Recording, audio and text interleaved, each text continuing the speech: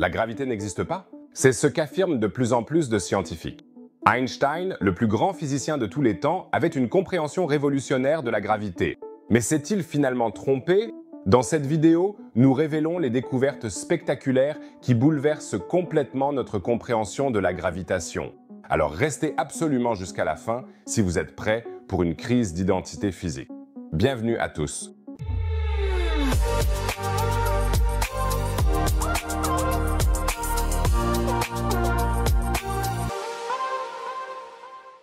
Albert Einstein a révolutionné notre compréhension de l'univers avec sa théorie de la relativité. Grâce à sa célèbre formule E mc², nous savons que la masse et l'énergie sont deux formes différentes d'une même chose.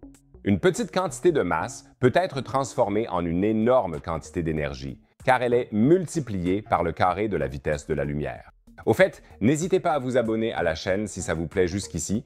Et pour ceux qui sont déjà abonnés, un pouce bleu sur la vidéo serait d'une grande aide. Merci beaucoup, les amis. Oui, la NASA a récemment mené une expérience spectaculaire qui met à rude épreuve la compréhension de la gravité selon Einstein. En collaboration avec le Dark Energy Survey, ils ont étudié la relation entre la gravitation et la mystérieuse énergie noire, et les résultats étaient vraiment stupéfiants. La gravité, ça maintient les choses ensemble. Dans les petites parties du cosmos, c'est la force qui domine. Et par petites parties, je parle des régions du cosmos jusqu'au groupe de galaxies. Par exemple, notre Voie lactée est liée par la gravité à la galaxie d'Andromède. C'est pourquoi ces deux îles d'étoiles se rapprochent et finiront par fusionner dans un futur lointain pour former une galaxie géante. Mais dans les très grandes zones du cosmos, la gravité perd son emprise. C'est ici précisément que l'énergie noire prend le relais et prend le dessus. Le cosmos est en expansion, et ce, depuis le Big Bang, il y a environ 13,8 milliards d'années. Mais bien que le Big Bang remonte à si longtemps, l'expansion ne ralentit pas, elle s'accélère même. L'univers devient de plus en plus rapide, de plus en plus vaste. Il doit donc exister une force mystérieuse qui continue de le faire grandir. Comme personne ne sait ce que cela pourrait être, on l'appelle énergie noire. Jusqu'ici tout va bien, nous savons donc déjà qu'à petite échelle, c'est la gravité qui domine, et à grande échelle, c'est l'énergie noire. Même si j'ai parfois l'impression que moi aussi je suis en train de m'étendre. Il existe de nombreuses idées sur ce que pourrait être cette énergie noire. Une sorte de champ d'énergie qui traverse le temps et l'espace et exerce une pression répulsive, comme une sorte d'antigravité. Quelque chose comme ça, mais on ne sait pas exactement, et il n'y a de toute façon pas de preuves tangibles. On peut donc se demander si l'énergie noire existe vraiment. Mais que quelque chose ne va pas avec notre théorie de la gravité. Certains chercheurs pensent en effet que la gravité se comporte différemment à grande échelle cosmique qu'à petite échelle. Alors qu'ici elle maintient tout ensemble, à grande échelle elle pourrait même repousser les choses.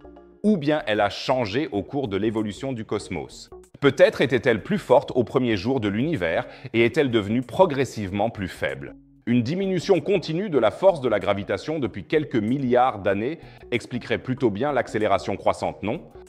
De telles théories alternatives de la gravité sont très populaires et faute d'indices dans un sens ou dans l'autre, cela pourrait tout aussi bien être vrai que l'idée de l'énergie noire. Seul inconvénient peut-être, une gravité variable au fil du temps serait malheureusement en contradiction avec la théorie de la relativité générale d'Albert Einstein. Une équipe de chercheurs de la Dark Energy Survey Collaboration a maintenant mis à l'épreuve cette théorie alternative de la gravitation dans une expérience spectaculaire. Ça devrait permettre de clarifier une fois pour toutes la relation entre la gravité et l'énergie noire. Vous avez fait l'un des tests les plus précis à ce jour de la théorie de la relativité générale d'Albert Einstein en observant d'énormes distances cosmiques. On parle ici de distances pouvant atteindre 5 milliards d'années-lumière. À titre de comparaison, notre Voie lactée a un diamètre de seulement 100 000 à 200 000 années-lumière. À cette échelle gigantesque, les chercheurs ont étudié des galaxies et mesuré de subtiles distorsions causées par la gravité lorsqu'elle déforme l'espace-temps. Imagine l'espace-temps comme une sorte de trampoline invisible qui est déformée par la gravité des corps célestes. C'est précisément ces creux dans le trampoline de l'espace-temps que les chercheurs recherchaient. Creux dans le trampoline de l'espace-temps. Bon mot pour le Scrabble. L'effet dont les chercheurs ont tiré parti s'appelle l'effet de lentille gravitationnelle. Cet effet est assez fort pour les objets lourds et proches, comme les trous noirs dans la galaxie. À grande échelle cosmique, dans les galaxies lointaines, il est plutôt faible, c'est pourquoi on parle dans ce cas de lentilles gravitationnelles faibles. En repérant ces lentilles gravitationnelles faibles, Les scientifiques du Dark Energy Survey ont-ils pu déterminer les effets de la gravité à grande échelle, même dans le passé? Car vous le savez sûrement. Car, comme vous le savez certainement, chaque regard vers l'espace est un regard vers le passé. On voit les objets tels qu'ils étaient lorsque la lumière a commencé son voyage. On voit donc des galaxies situées à des milliards d'années-lumière, loin, très loin dans le passé. Les chercheurs ont étudié près de 100 millions de galaxies situées à différentes distances à la recherche d'indices indiquant que la gravité a fluctué à un moment donné de l'évolution cosmique. Et qu'ont-ils découvert? Rien, pas la moindre déviation. La gravitation a été tout aussi forte tout au long de l'histoire de l'univers. En fait, les galaxies étudiées, dont les plus anciennes ont des milliards d'années, se comportent exactement comme la théorie d'Einstein le prédit. Albert Einstein a donc, une fois de plus, eu entièrement raison. La théorie de la relativité générale s'en sort donc, une fois de plus, indemne. Certains d'entre vous diront peut-être, c'est vraiment ennuyeux s'ils n'ont rien découvert du tout.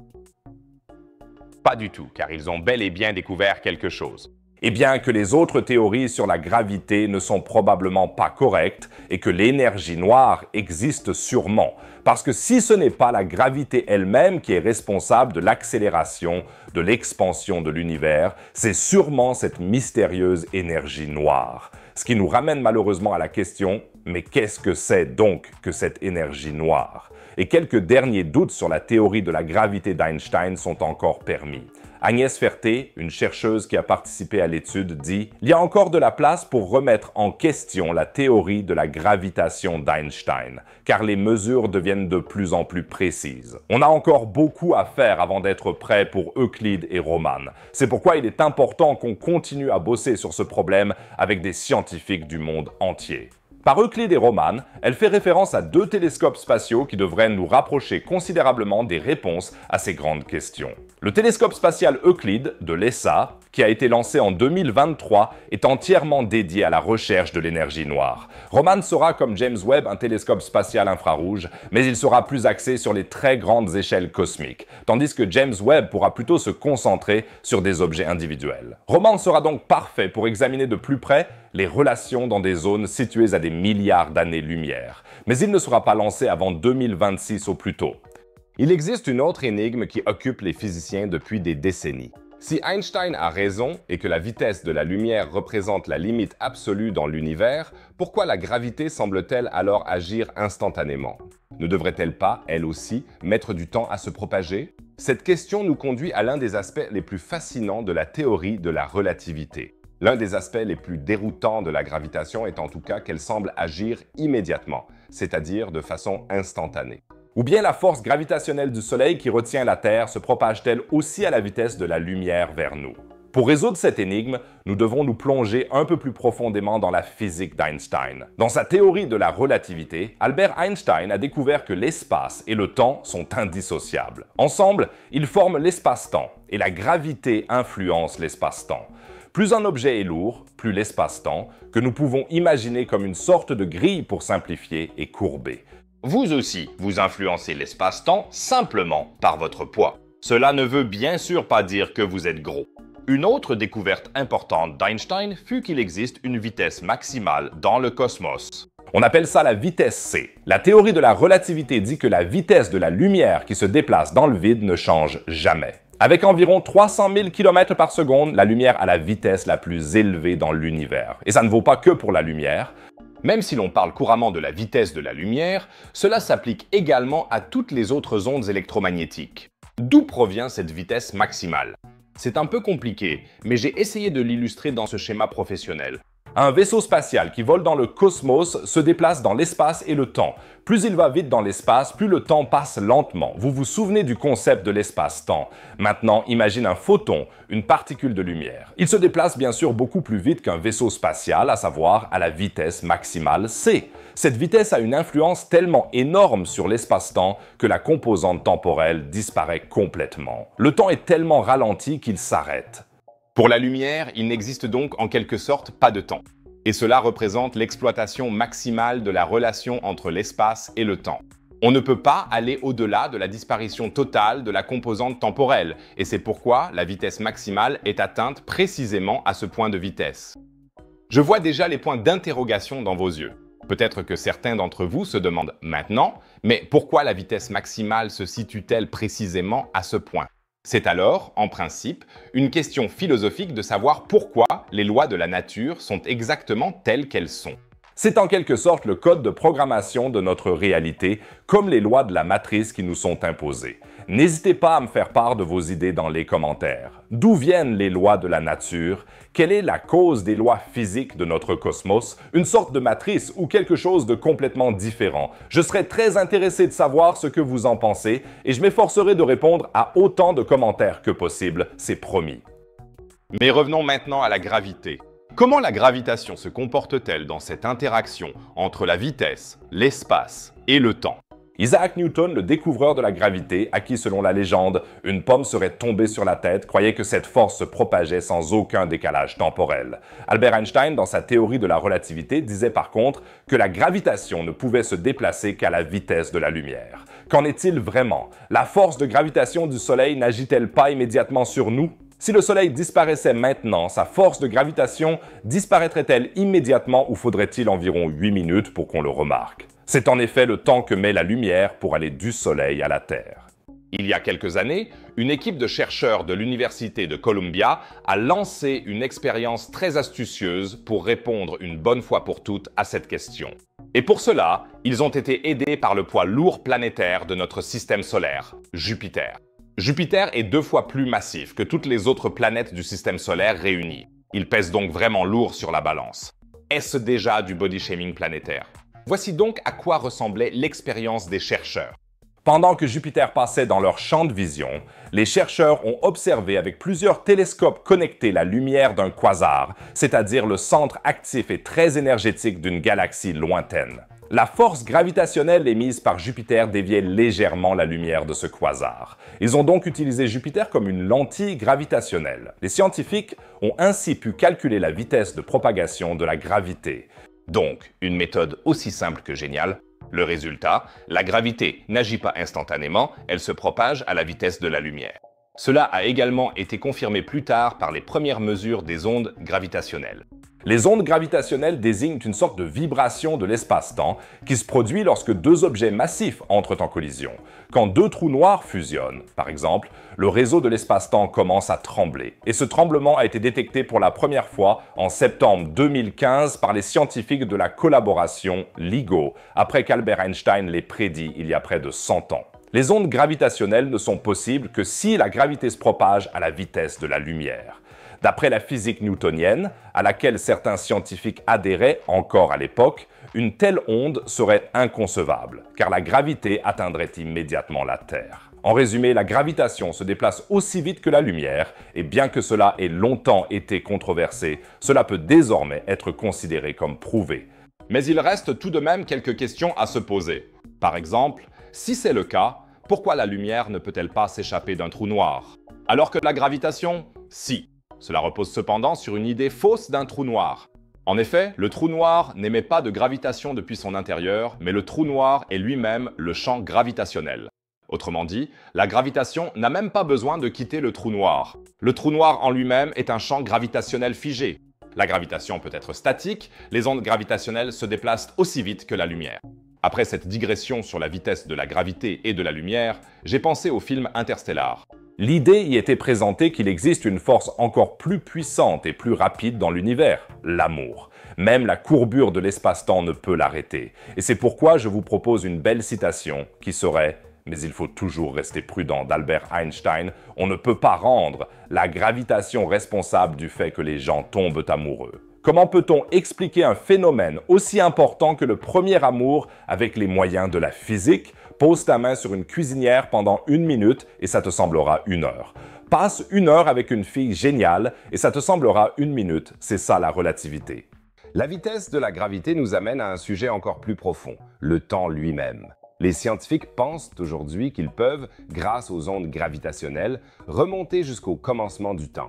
Ils veulent rendre le Big Bang lui-même visible. Cette idée révolutionnaire pourrait changer notre compréhension de l'ensemble du cosmos. Une chose est sûre, le temps est la ressource la plus rare de l'univers. Peu importe ta richesse, comme tu ne peux pas acheter plus de temps. Et même si un jour, grâce à la technologie, nous parvenons à vaincre la mortalité, ça ne changera rien au fait que le temps reste limité. Car un jour, même l'univers mourra. C'est pourquoi les physiciens cherchent depuis longtemps à expliquer ce qu'est le temps. Mais ce n'est pas si facile à dire. Et c'est pourquoi, avant de continuer, jouons à un petit jeu. Écris-moi dans les commentaires comment tu définirais le temps. Qu'est-ce que le temps? Je suis super curieux de lire tes tentatives et je prendrai le temps de répondre à autant de commentaires que possible, c'est promis. De manière très fondamentale, on peut simplement considérer le temps comme une chaîne causale qui décrit la succession des événements. Si je pousse une pièce de domino, cela déclenche une réaction en chaîne causale et l'ensemble des effets causaux individuels, c'est justement ce qu'on pourrait appeler le temps. Mais ne vous réjouissez pas trop vite, les amis. Ce n'est pas aussi simple que ça, comme nous le savons depuis Einstein. Dans la théorie de la relativité restreinte, le temps est considéré comme faisant partie d'un continuum espace-temps à 4 dimensions qui peut se déformer. Et qui est influencé par la gravité. La gravité n'influence pas seulement l'espace, elle déforme aussi le temps et conduit à ce qu'on appelle communément le voyage dans le temps.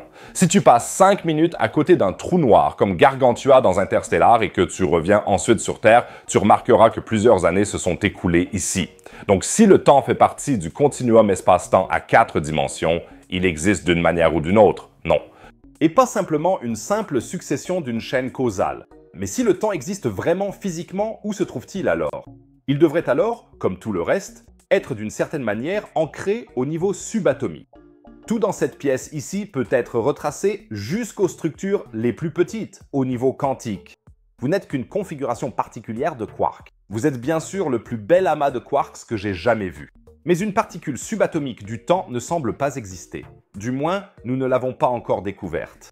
On peut mesurer le temps avec une grande précision, mais rien n'indique qu'il fonctionne différemment au niveau subatomique et dans le macrocosme. La plupart des théories sur la nature du temps sont basées sur des modèles mathématiques et des observations dans le macrocosme, mais elles n'ont pas encore été confirmées au niveau subatomique. Donc, en résumé, on peut dire que le temps existe manifestement d'une certaine manière. Mais nous n'avons aucune idée de ce qu'il est réellement. Et cela alors même qu'il joue un rôle aussi important dans le cosmos.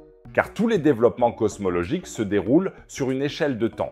Le Big Bang par exemple, qui selon l'opinion dominante est à l'origine même de l'univers, s'est produit à un certain moment dans le temps, il y a environ 13,8 milliards d'années. Si cela a été le début de l'espace, cela devait aussi être le commencement de l'espace-temps. Et à quel point serait-il fascinant si nous pouvions remonter jusque-là?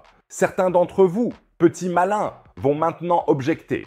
Chaque regard dans l'espace est un regard en arrière dans le temps. Nos yeux sont des machines à voyager dans le temps. On voit les choses telles qu'elles étaient lorsque la lumière a commencé son voyage. La galaxie d'Andromède, par exemple, est à 2,5 millions d'années-lumière. On la voit donc telle qu'elle était il y a 2,5 millions d'années. On voit le Soleil tel qu'il était il y a à peine 8 minutes, et ainsi de suite. Mais malheureusement, les confins de l'espace nous sont invisibles. Ce n'est qu'après que le cosmos est suffisamment refroidi, environ 380 000 ans après le Big Bang, que les électrons et les noyaux atomiques ont pu se combiner pour former des atomes complets. À ce moment-là, la lumière n'était plus absorbée. Au lieu de cela, la matière désormais électriquement neutre pouvait traverser sans entrave. Autrement dit, le cosmos est devenu transparent et jusqu'à ce point, nous pouvons remonter dans le temps et voir une gigantesque cuve qui nous entoure de toutes parts. Le rayonnement cosmique fossile. Il n'est pas possible de voir au-delà, du moins dans le domaine optique. C'est là qu'interviennent certains scientifiques qui affirment que nous pouvons remonter jusqu'au début du temps lui-même.